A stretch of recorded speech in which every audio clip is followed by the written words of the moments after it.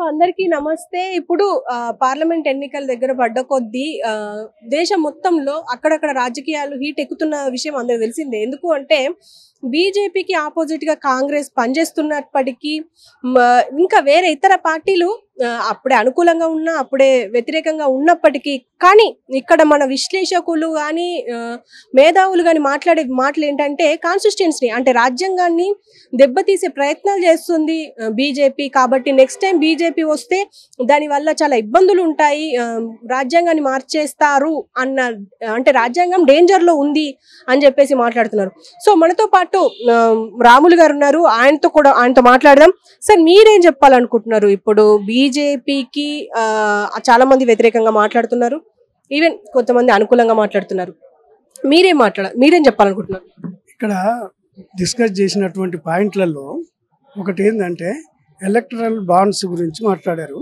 ఆ ఎలక్టరల్ బాండ్స్లో కూడా ఏంటంటే ప్రత్యేకించి కొన్ని కంపెనీలు, మెడికల్ కంపెనీలు అంటే ఫార్మసీ కంపెనీలు వాళ్ళకు ఈ ఎలక్టరల్ బాండ్స్ కొనిచ్చారు.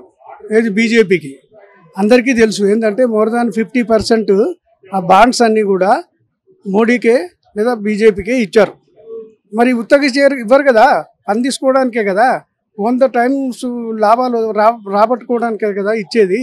అట్లా ఇచ్చారు కాబట్టి అది అవుతుంది.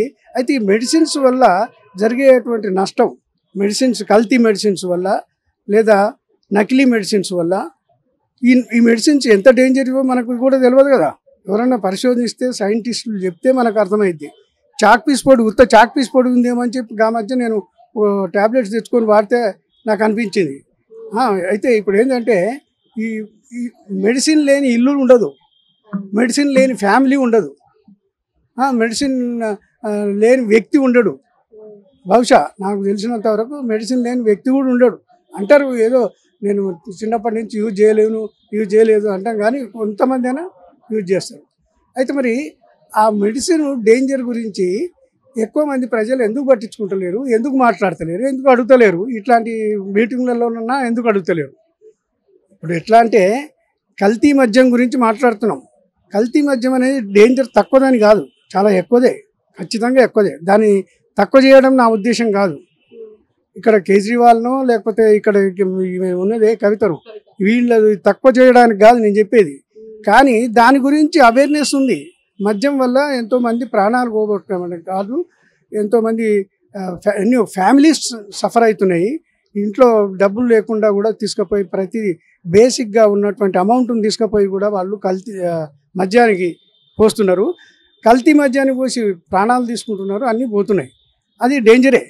కానీ కల్తీ మందుల వల్ల నేను చావాలనుకుంటున్నాను, చాలా ఆరోగ్యాన్ని కాపాడుకోవాలనుకుంటున్నాను, కానీ ఆరోగ్యాన్ని కాపాడుకోలేకపోతున్నాను కల్తీ మందుల వల్ల, నకిలీ మందుల వల్ల. ఈ నకిలీ మందులు ఎక్కడి నుంచి వచ్చినాయి అంటే ఇప్పుడు ఇందాక చెప్పిండ్రు అక్కడ ఏదో కాడిలా అని, సిప్లా అని ఇట్లాంటి కంపెనీలు వాళ్ళకి బాండ్స్ ఎవరైతే ఇచ్చిండ్రో ఆ బాండ్స్ వాళ్ళే చేస్తారు ఈ కల్తీ నకిలీ. ఎందుకంటే వాళ్ళైతేనే వీళ్ళు పట్టించుకోరు, వాళ్ళ మీదకి వీళ్ళను ఏది ఈడీని లేదా సిఐడిని, సిబిఐని, ఐటీని వీటెవరి దాడులు ఉండవు వాళ్ళ మీద. ఎందుకంటే వాళ్ళకు ఎలక్ట్రల్ బాండ్స్ ఇచ్చారు కాబట్టి అందువల్ల వాళ్ళ మీద ఉండవు. కానీ వాళ్ళ మెడిసిన్స్ మొత్తం ప్రజల మీద దాడి చేస్తాయి. వాళ్ళ మెడిసిన్స్ మొత్తం ప్రజల యొక్క ధన మాన ప్రాణాలు అన్నిటిని కూడా పోగొడతాయి. అందువల్ల ఏంటంటే అది నా ఉద్దేశంలో అది తక్కువది కాదు, అది ప్రజలందరికీ సంబంధించింది. ఇదేమో ఒక సెక్షన్ ఆఫ్ పీపుల్, మద్యం అనేది ఒక సెక్షన్ ఆఫ్ పీపుల్, ఇదేమో మొత్తం జనరల్ పబ్లిక్ ప్రజలందరికీ సంబంధించింది. అయితే దాని గురించి జనం కూడా ఎక్కువ పట్టించుకుంటలేరు. అక్కడక్కడ విన్నా కూడా, అప్పుడప్పుడు పేపర్లో వచ్చినా కూడా వాటిని ఎక్కువ పట్టించుకుంటలేరు. అది అట్లా పట్టించుకోకుండా ఉండడం అనేది కరెక్ట్ కాదని నా ఉద్దేశం. అయితే ఇది ఒక విషయము. రెండవది ఏంటంటే ఇప్పుడు కేజ్రీవాల్కు మోడీకి ఈ మధ్య పోటీ అంటే ఏ విషయంలో, ఎవరికి వారు చెప్పుకునేటువంటి విషయంలో మోడీని చూస్తే ఎట్లా అనిపిస్తుంది అంటే అసలు సర్వస్వం మోడీని అనిపిస్తుంది.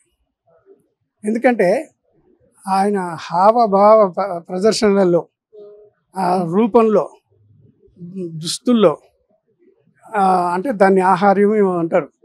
వీటన్నిటిలో కూడా చూస్తే ఇక ఆయన మాట్లాడితే చాలు మాకు ఓట్లు పడతాయని చెప్పి అనుకుంటారు.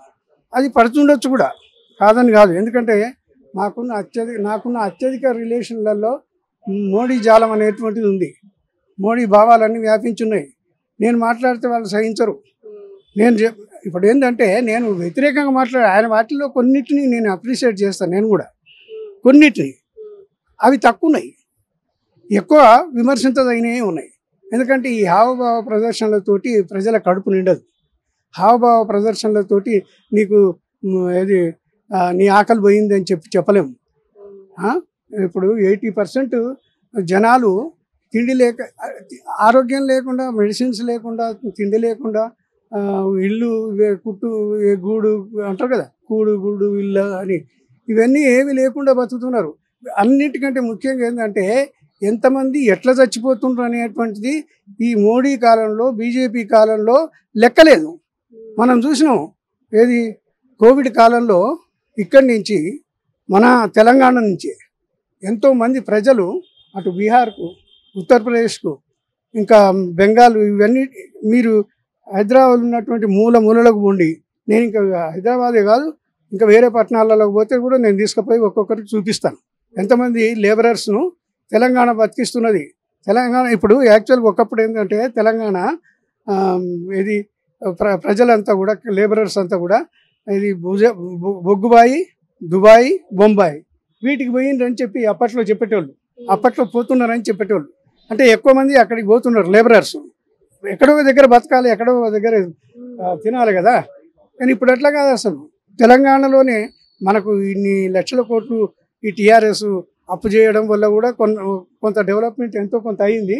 దానివల్లనో దేనివల్లనో తెలియదు. కానీ వేరే అన్ని రాష్ట్రాల నుంచి ఇప్పుడు మీరు చూడండి, ఏ మూలకు పోతే తీసుకపోతే బెంగాలీస్ ఉంటారు లేబరర్స్, బీహారీస్ ఉంటారు, లేదా ఉత్తరప్రదేశ్ వాళ్ళు, గుజరాత్ వాళ్ళని కూడా చూపిస్తాను. ఇంత డెవలప్ అయింది అని చెప్తారే, గుజరాత్ వాళ్ళని కూడా చూపిస్తాను నేను. ఇక్కడ రాజస్థానీస్ వాళ్ళు ఉన్నారు, మన పక్కన ఛత్తీస్గఢ్ వాళ్ళు ఉన్నారు, మహారాష్ట్రియన్స్ ఉన్నారు. అయితే మరి ఇన్ని రాష్ట్రాల నుంచి తెలంగాణకు వస్తున్నారు అంటే ఇది డెవలప్ అయినట్టే కదా, ఎంతో కొంత డెవలప్ అయినట్టే కదా, అందరు తిండి పెడుతున్నట్టే కదా, ఉద్యోగం ఇస్తున్నట్టే కదా, కడుపు నింపుతున్నట్టే కదా. మరి అట్లాంటప్పుడు మరి ఇప్పుడు ఈయన చాలా గొప్పగా చెప్పుకునేటువంటిది ఎక్కడుంది? మనుషుల యొక్క చావుకు కౌంటింగ్ ఎక్కడుంది? అక్కడ అంతమంది చచ్చిపోతే లక్షలాది మంది చచ్చిపోయిందని అన్నారు. కొన్ని పీనుగలు అయితే అక్కడ గంగా నదిలో ప్రవహించినాయి అప్పట్లో కోవిడ్ టైంలో.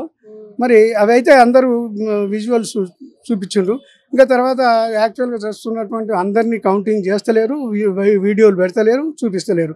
ఎందుకంటే ఈ కంట్రోల్డ్ మీడియా కాబట్టి ఇప్పుడు ఎంతమంది చస్తున్నారు అనే దానికి విలువ లేదు. ఈ మెడిసిన్స్ తోటి కూడా ఎంతమంది చచ్చిపోతున్నారు అనేటువంటి దానికి మనం చెప్పలేము. అయితే ఇక్కడ ఏంటంటే మోడీ ఏమో నేను అనుకునేది ఏంటంటే ఈయనేమో మెడిసిన్స్ను అలౌ చేస్తున్నాడు. ఏది ఏ మెడిసిన్స్ను? నకిలీ మెడిసిన్స్ను, ఇది చాక్ పీస్పీడో ఏదో దేంతో తయారు చేసినటువంటి కల్తీ మెడిసిన్స్ను ఈయన అలౌ చేస్తున్నాడు. ఎందుకు? ఎలక్ట్రల్ బాండ్స్ తీసుకొని వాటిని అలౌ చేస్తున్నాడు కంపెనీస్ను. అట్లాంటిదే ఒక స్కాము. ఆయన యాక్చువల్గా ఏం చేసిండో తెలియదు ఆ కేజ్రీవాల్.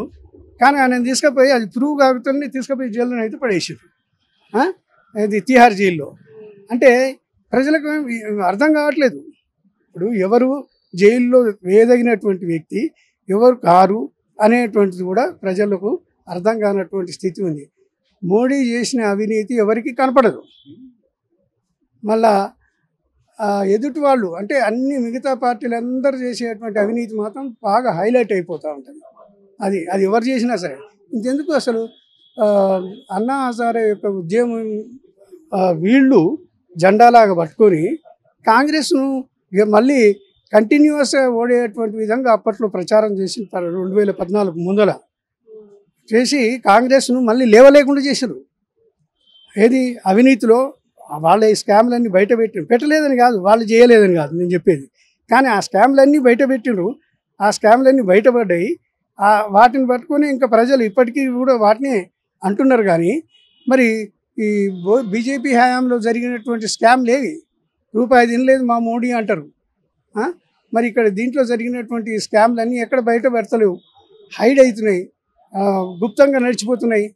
ఇప్పుడు ఇప్పుడు మొన్నటి వరకు సుప్రీంకోర్టు చెప్పనంత వరకు ఎలక్ట్రల్ బాండ్స్ గురించి అయితే బయటికి రాకపోను కదా. అంటే అది స్కామే కదా. మరి ఇప్పుడు ఉన్నటువంటి పరిస్థితులు అది స్కామే కదా. అది మరి 16,000 కోట్లలో 50% బీజేపీ వాళ్ళకే పోయింది. 16,000 కోట్లలో అంటే సగము 8,000 కోట్లకు పైనే వాళ్ళకే పోయింది. మిగతా వాళ్ళందరికీ అన్ని పార్టీలకు కలిసి రాష్ట్రాలన్నిటికి కూడా కలిసి అది మిగతాది అంటే ఏంది, ఇది స్కాము అని ఇప్పుడు దానివల్ల అనుకుంటున్నాం. మరి బయటపడిన స్కామ్ల గురించి ఏంది, ఈ దేశంలో బ్యాంకులకు అన్నీ ఎగ్గొట్టి వాళ్ళు ఏది నీరవ్ మోడీ అని మొహిల్ చోక్సీ అని ఇట్లాంటి వాళ్ళంతా కూడా బ్యాంకులలో అప్పులు చేసి విదేశాలకు పారిపోయింది.